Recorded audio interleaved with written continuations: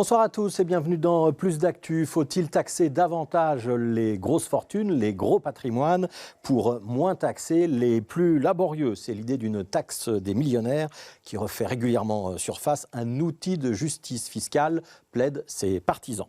À l'approche des élections, plusieurs partis politiques souhaitent remettre cette idée de taxe des millionnaires sur la table.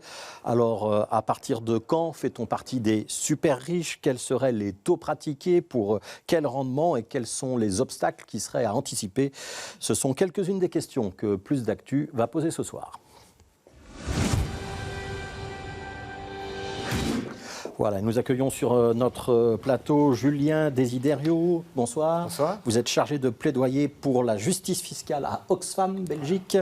Et Tiffany Afschrift, bonsoir. Bonsoir. Vous êtes avocate fiscaliste. Avant de vous donner la parole à tous les deux, une plongée dans nos archives. L'idée de taxer les grosses fortunes, ce n'est pas une idée toute neuve. Il y a même chaque année, depuis un certain temps maintenant, des rassemblements ou des manifestations sur ce thème. On va s'arrêter dans nos archives en 2021. C'était la période du Covid. Et on est avec Christine Mailly du Réseau pour une justice fiscale.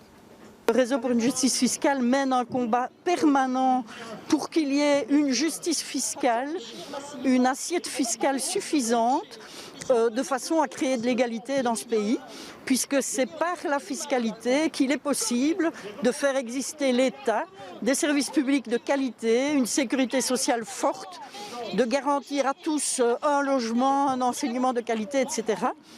Et donc, le Réseau pour une justice fiscale, évidemment, revendique que n'importe quelle personne qui génère de l'argent puisse contribuer aux ressources de l'État pour permettre d'organiser tout cela.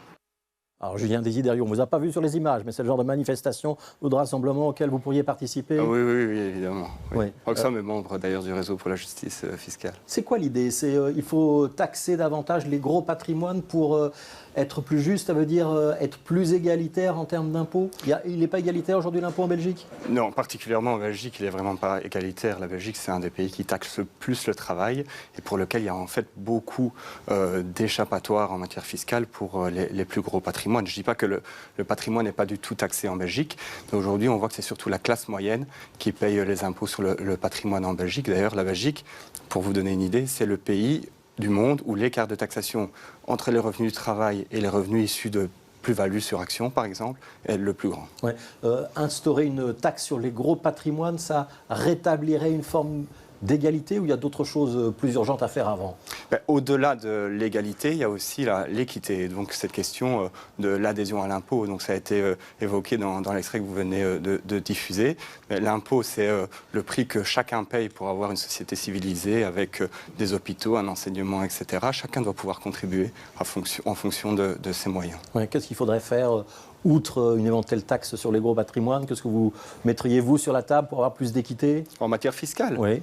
Plus de lutte contre les paradis fiscaux et l'évasion fiscale, mais aussi, si on ne veut pas taxer les patrimoines, une taxation des plus-values sur action, évidemment. Alors, Tiffany Afschrift, d'abord, sur l'idée que l'impôt serait inéquitable ou inégalitaire en Belgique. Est-ce que vous êtes d'accord avec cette affirmation ou pas? Pas du tout. Pas du tout. Les revenus du patrimoine sont extraordinairement lourdement taxés en Belgique. Si vous prenez le revenu réel, même si vous souscrivez à l'emprunt d'État à 3%, quand l'inflation est à 3,2%, à la réalité, vous avez perdu de l'argent. Mais vous payez quand même des impôts à un taux de 30%. Vous perdez parce que l'inflation vous ronge le maigre revenu que vous avez. Donc on fait payer au patrimoine, alors que pour les revenus du travail, quand même, rappelons-le, les salaires, ils sont indexés en Belgique. Je ne demande pas que les revenus du patrimoine le soient. Je dis simplement, les gens qui ont du patrimoine, y compris les pensionnés qui ont épargné, parce qu'en fait, ce qu'on demande ici, taxer la fortune, c'est taxer l'épargne, ce qu'on demande, c'est ça. Et on a utilisé d'autres mots pour donner l'impression qu'on taxe les riches, mais en réalité, on taxe déjà très fort l'épargne. L'épargnant qui a des revenus normaux, il perd de l'argent. Ouais, mais quand Julien Desiderio nous dit on est déjà un des pays où il y a le plus d'écart, le plus d'inéquité fiscale si on compare aux autres États européens. C'est sa façon de voir les choses et je le respecte beaucoup. Mais non, il n'y a pas de différence si importante que ça. On est à 30% pour les revenus mobiliers. Alors il choisit effectivement, le seul cas c'est les plus-values sur action, mais ce qu'on oublie c'est qu'avant cela, on a dû, les épargnants ont dû payer 30% sur tous les revenus mobiliers. Dans d'autres pays c'est moins. Au Luxembourg par exemple c'est 20%. Ouais, mais le salarié, lui, il est plutôt plus taxé. Alors, le salarié est taxé, mais ses revenus sont indexés et il ne perd pas son patrimoine chaque année. Tandis que l'inflation fait que l'épargnant perd chaque année et c'est structurellement organisé pour ça.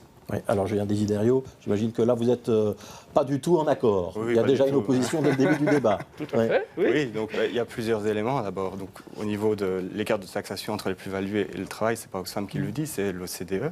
Un autre élément, c'est que tout le monde aujourd'hui n'a pas de patrimoine.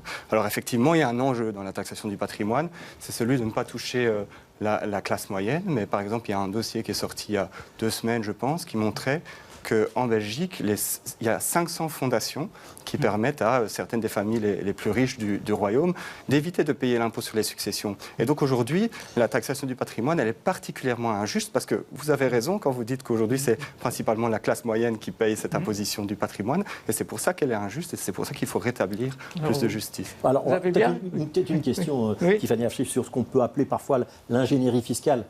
Avec des guillemets. Donc cette idée qu'il existe des échappatoires ou des manières d'essayer de contourner l'impôt ou de l'amoindrir. Les clients vous conseillez, puisque vous êtes avocate. Ils se posent la question de la moralité parfois de cette ingénierie fiscale ou c'est pas dans leurs propos? On a une constitution qui dit, son article 170, qu'on ne peut percevoir que les impôts prévus par la loi. Si les impôts ne sont pas prévus par la loi, c'est qu'on a le droit de s'organiser pour se mettre dans une situation où les impôts ne sont pas dus. Mais je voudrais revenir sur quelque chose. M. Desiderio a bien raison de parler des droits de succession, parce que ça, c'est un exemple où réellement on n'a pas respecté l'équité. Vous avez des taux en matière de droits de succession. Ces taux sont prévus depuis 1936, avec un barème qui n'a jamais été indexé. Ça signifie que des taux qui ont été prévus pour des multimilliardaires à l'époque, multimilliardaires en francs belges, eh bien, ces taux aujourd'hui correspondent à des gens qui ont simplement une maison à Bruxelles et ils payent aujourd'hui 30% le taux qui était prévu pour les multimilliardaires à l'époque. Sans jamais changer la loi, on a augmenté en réalité la pression fiscale de manière énorme et c'est un impôt sur le patrimoine, rappelons-le. Il n'est pas annuellement perçu, mais c'est un impôt sur le patrimoine et qui est absolument délirant au niveau des taux parce que tout simplement on a laissé monter cette taxation de façon tout à fait injuste. Voilà, et c'est différent aussi si on est un héritier en ligne directe ou pas, les taux ne sont pas toujours les mêmes. En ligne directe, c'est 30%, c'est un impôt sur la mort. Alors je vous propose quand même d'entrer dans le vif du sujet de ce débat. À quoi servirait une taxation des millionnaires? Je vous propose un premier interview, c'est celui de Paul Magnette, le président du Parti Socialiste. Il était dans notre studio en février. Taxant les ultra-riches, qui représentent 1 à 2% de la population, qui ont 1,5 million, 2 millions de patrimoine financier. On les a déjà taxés grâce au Parti Socialiste. Eh bien, on veut les taxer encore davantage. Ça rapporterait 3 à 4 milliards. Et grâce à ces 3 à 4 milliards, on peut baisser les impôts pour tous les bas et moyens salaires et faire que des millions de Belges, demain, aient 300 € net en plus dans leur poche tous les mois. Est-ce que vous êtes d'accord avec ce raisonnement? Si on récupère de l'argent d'un côté, sur les gros patrimoines, les grosses fortunes, on peut baisser l'impôt de l'autre, notamment sur les classes moyennes ou les plus modestes. Est-ce que le raisonnement tient la route? Oui, il tient la route. Et d'ailleurs, c'était l'objet même de la réforme fiscale de la Vivaldi qui a été bloquée par le MR. Et donc, au niveau du pays, il y a énormément de partis et d'acteurs politiques, et même de la société civile, qui s'accordent par rapport à ce constat. Ouais. Quand Paul Magnette dit que ça pourrait permettre de rapporter 3 à 4 milliards, c'est un ordre de grandeur avec lequel vous êtes d'accord? C'est un ordre de grandeur qui ne me paraît pas aberrant, compte tenu des différentes estimations que l'on peut faire de l'impôt sur la fortune. Ouais, donc la proposition du PS, c'est une taxe de 0,8% à partir de 1 250 000 euros de patrimoine, puis ça monte progressivement jusqu'à 2% pour plus de 2 millions d'euros. Il y a une estimation du Bureau fédéral du plan, une taxe sur les millionnaires, ça pourrait rapporter, en suivant les estimations, suivant les modèles, entre 3,8 et 5,4 milliards à l'État. Sur le principe du raisonnement, Tiffany Ashrift, est-ce qu'on peut monter d'un côté, baisser de l'autre? Est-ce qu'avec ça, vous êtes d'accord? Alors évidemment, quand on a plus de recettes d'un côté, on peut les baisser de l'autre. Mais non seulement ce n'est jamais ce qu'on fait. En Belgique, quand on augmente les impôts, on les augmente d'un côté et on ne les diminue jamais de l'autre. Jamais. Ça n'est jamais arrivé. Pour commencer, il y a un trou de 20 milliards. Si on commence à en toucher 2, 3, 5... Mais évidemment, on n'a pas de marge pour réduire par ailleurs. On est déjà un des pays les plus taxés au monde. On veut ajouter un impôt supplémentaire. Je vais vous dire franchement, je n'ai rien contre le principe de l'impôt sur le patrimoine. Je trouve que, de toute façon, on trouve toujours un prétexte pour taxer les gens dans ce pays. Mais simplement, on est déjà un pays ultra taxé et on veut encore ajouter quelque chose. Et je suis persuadé qu'il n'y aura pas de contrepartie par ailleurs. Ce qu'il faut, c'est réduire les impôts pour cesser d'être catalogués parmi les pays les plus taxés. Et mais personne ne voit que nos services publics soient plus efficaces pour ça. Ils fonctionnent mal, c'est tout. Nous payons pour des mauvais services. Est-ce que sur le principe, vous êtes quand même d'accord sur l'idée qu'il faut une fiscalité, une taxation et qu'on doit tous participer au financement de l'État et des services publics? Alors c'est comme ça que l'État est organisé. Oui. Simplement... on pourrait faire un petit peu moins de services publics qui marchent un peu mieux et payer moins d'impôts. Je vais vous donner un exemple d'un pays qui a un impôt sur le patrimoine, un des rares pays qui a un impôt sur le patrimoine en Europe, c'est la Suisse. Les impôts totaux font 32% du PIB. En Belgique, les dépenses sont à 52%, les impôts à 47%.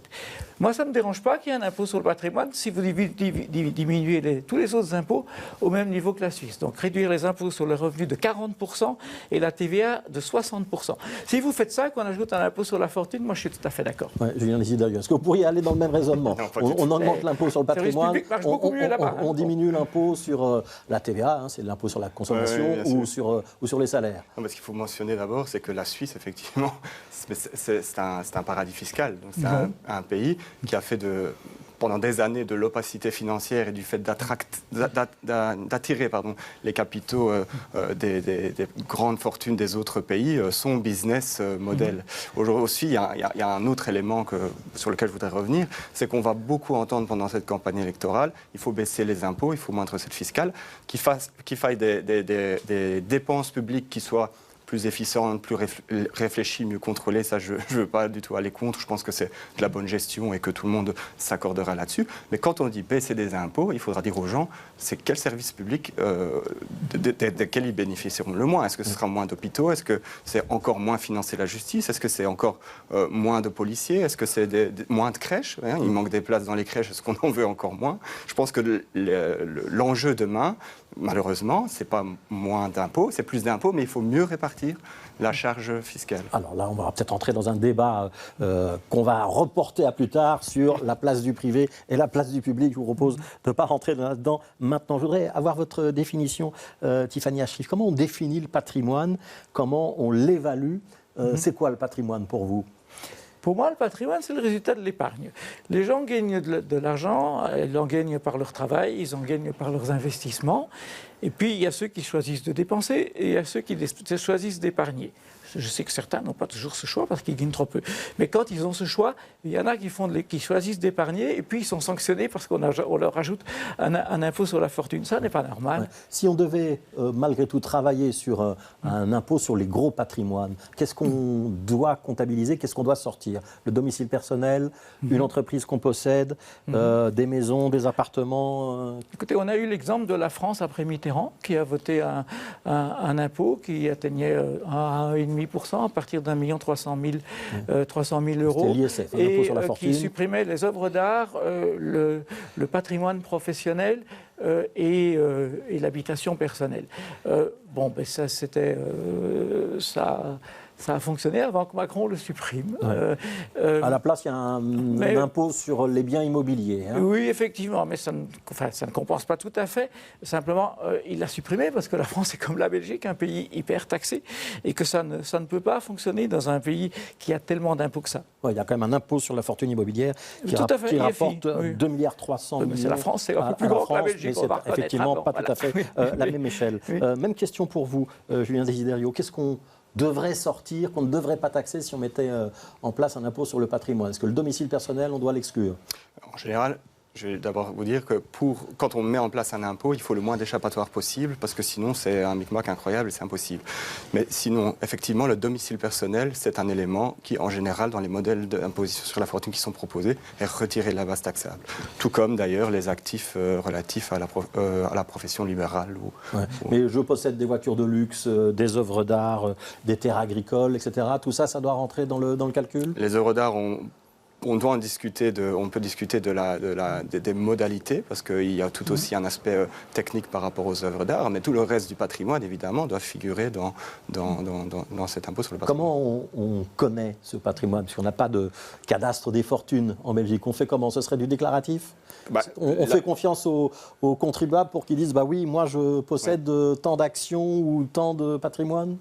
Aujourd'hui, les modèles qui sont sur la table se basent sur effectivement du déclaratif, mais on peut aussi faire des progrès en termes d'identification des bénéficiaires effectifs, par exemple de jets privés, etc. Il ne faut pas oublier qu'en Belgique, il y a déjà eu un impôt sur la fortune qui a été instauré au lendemain de la Seconde Guerre mondiale. On a mis en place un cadastre des fortunes, un registre des actifs. Il n'est plus tout à fait à jour. Hein. Mais qui n'est plus du tout à jour. Mais je veux dire, c'est possible de le faire. On l'a déjà fait par le passé.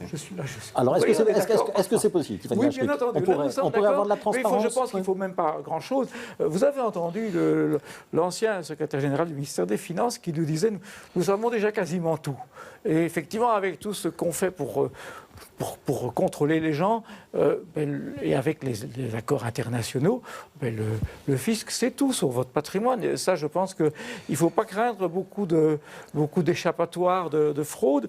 Nous vivons dans un pays où on veut que l'État sache tout sur les gens. Ouais. Est-ce qu'il y aurait un risque d'exil fiscal si on mettait cette taxation des gros patrimoines en place? Alors je pense que si réellement on taxe les très gros patrimoines, ce risque est probablement évident, et qu'on sait déjà que beaucoup de grosses fortunes en Belgique ont déjà quitté la Belgique actuellement à cause du simple risque qu'on instaure cela et du fait qu'on augmente les impôts sans cesse. Donc il y a un risque. Par contre, je ne pense pas que si on part d'un niveau de 1,250 million, comme le dit le PS, je ne pense pas que les gens qui ont un capital d'1,250 million vont nécessairement quitter la Belgique, parce que ce sont des gens qui vivent de leurs revenus et pas de leur capital. Alors, à partir de quel moment, justement, faudrait-il introduire cette taxe sur les super riches? La question qu'on va se poser maintenant.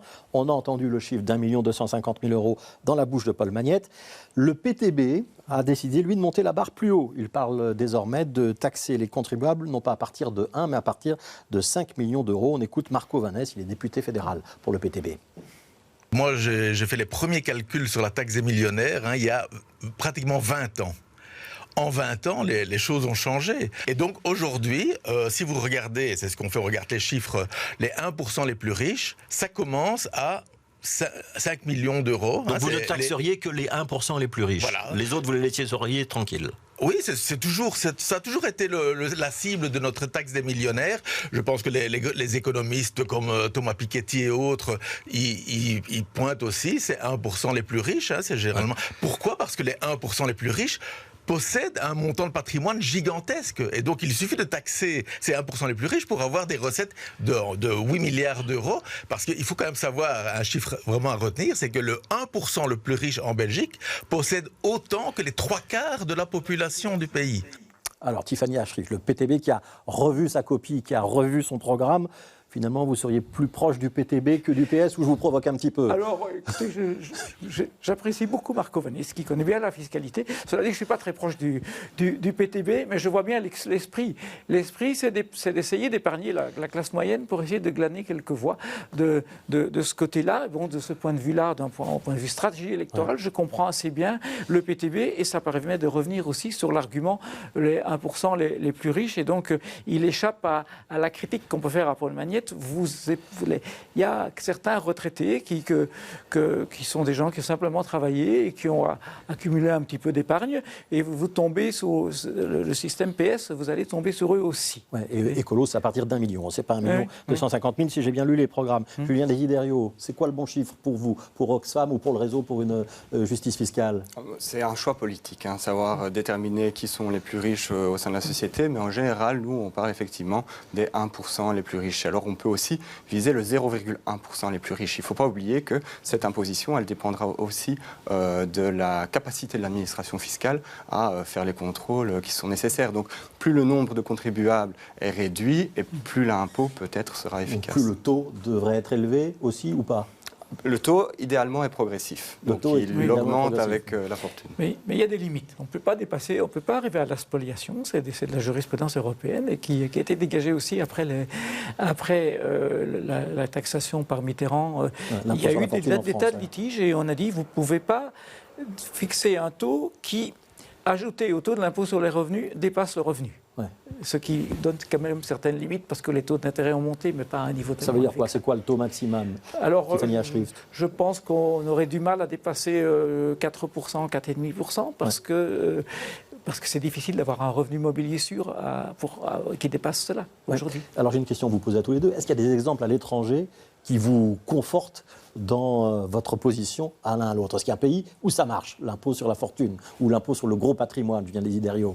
Par exemple, en Espagne, il y a un impôt sur les grands patrimoines qui a été renforcé par le gouvernement de Pedro Sanchez et qui fonctionne, mais il y a aussi un exemple qui est aussi assez intéressant. C'est en Argentine, pendant la pandémie, le ministre des Finances argentin a mis en place un impôt exceptionnel sur la fortune qui a rapporté au pays l'équivalent de 2,3 milliards de dollars. Donc si l'Argentine a pu le faire, je pense que la Belgique peut le faire aussi. Ouais, Tiffany Afshif, est-ce qu'il y a des exemples à l'étranger qui vous convainquent qu'il ne faut pas le faire?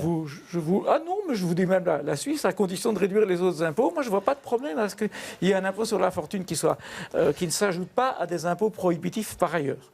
Ouais. Alors on peut évidemment faire le système à l'Argentine d'avant Milei et percevoir des montants astronomiques de pesos qui ne valent plus rien le mois suivant. C'est un système comme un autre. Ouais, mais donc l'idée, c'est qu'on doit avoir globalement une taxation qui baisse. Globalement, ça c'est votre idée pour vous. Vous avez le sentiment que ce débat, c'est juste un débat électoral et qu'au moment de la formation du gouvernement, il n'y a de toute façon pas de majorité, on l'enterre et on en reparle dans 5 ans ou dans 6 ans? J'espère que non, parce que la question de l'impôt sur la fortune, c'est la question des inégalités sociales au sein de la société. Et c'est un thème qui reviendra sans cesse, pas uniquement dans 5 ans à une prochaine échéance électorale. Il y a de plus en plus de gens qui sont sensibilisés à cette thématique et de plus en plus d'économistes, de millionnaires, de personnes au sein de la société qui pensent que c'est important. Tiffany Afshif, est-ce qu'il y a vraiment des gens qui s'inquiètent ou est-ce que c'est un débat théorique pour vous aujourd'hui? Non, il y a des gens qui s'inquiètent. Moi, j'ai même vu des Français qui étaient venus en Belgique pour échapper à l'impôt sur la fortune et qui retournent en France maintenant, pas simplement parce qu'ils craignent qu'on instaure un impôt sur la fortune. Donc, et je crois qu'ils surestiment le problème parce que les taux qui sont susceptibles d'être acceptés par les partis en Belgique, c'est-à-dire surtout en Flandre, parce que c'est là qu'est l'opposition, sont des taux qui seront sans doute supportables par la plupart des fortunes, à condition de ne pas ajouter tout le reste. C'est ça le problème. Merci voilà. Tiffany Afshif, merci Julien Desiderio d'avoir participé à ce débat. Demain soir, dans Plus d'Actu, on changera complètement de sujet. On évoquera le code du bien-être animal préparé par le ministre bruxellois Bernard Clafailly et évidemment l'étourdissement avant abattage. Et puis demain à 8h15 de notre matinale, on recevra notamment le ministre-président Rudy Verwoerd. Ce sera donc dans Bonjour Bruxelles. Continuez à bien vous informer sur BX1 et à demain.